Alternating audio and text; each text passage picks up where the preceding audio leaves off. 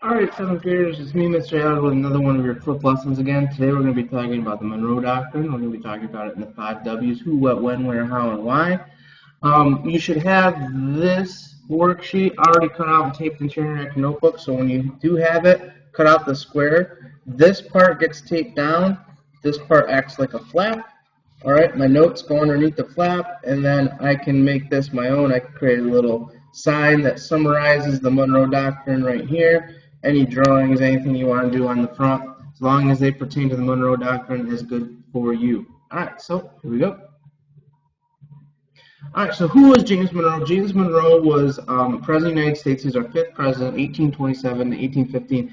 He's going to be kind of a changer as a president, and he's also going to be kind of the last of a style of president. He was the last president that was directly connected to the Revolutionary War, Declaration of Independence, beginning of the Constitution. He fought in the Revolutionary War. He was a member of George Washington's staff, and he's from Virginia. He becomes a president in 1817 to 1825.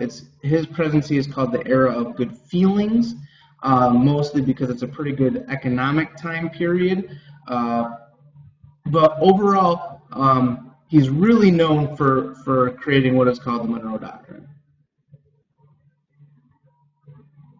So in December of 1823, the Monroe Doctrine gets read in front of Congress as part of the State of the Union address.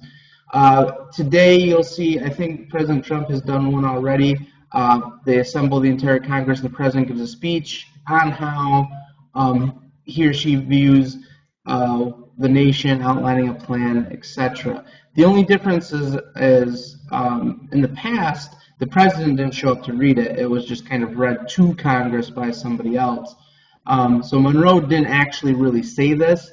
Most people don't actually really give Monroe all the credit for creating the Monroe Doctrine, but it happened during his presidency, so it kind of got his name.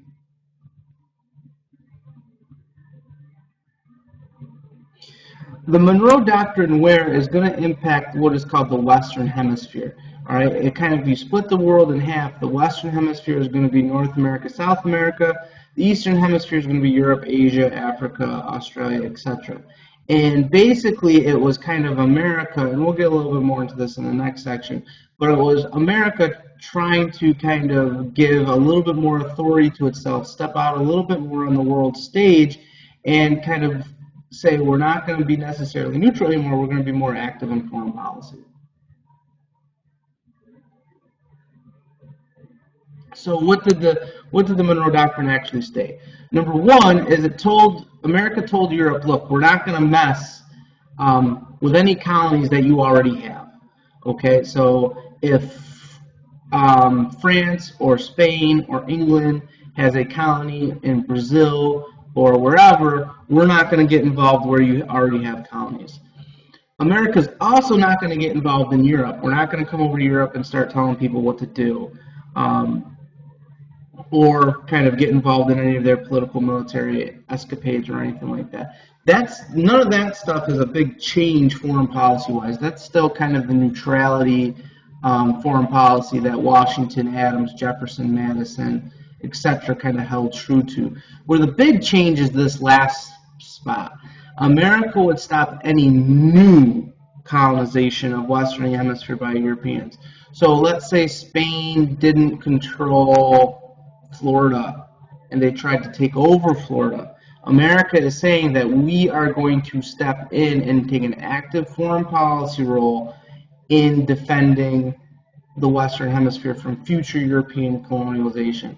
And this is going to be America's way to say we're going to kind of be the big influencer in the Western Hemisphere, particularly in South America, Central America, and in Mexico.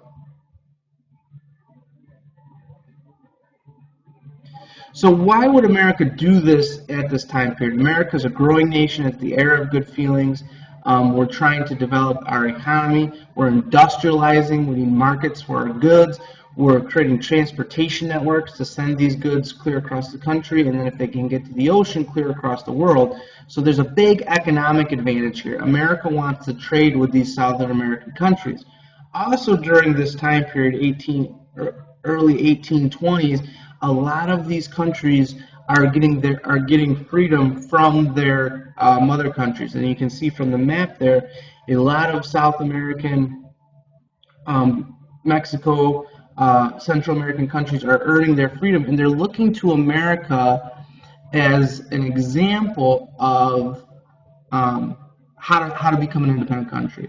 Politically, the Monroe Doctrine is always kind of held up as America changing its foreign policy. But let's think about this for a second. Is America really becoming active? Because they're not saying that we're going to go in and get rid of you.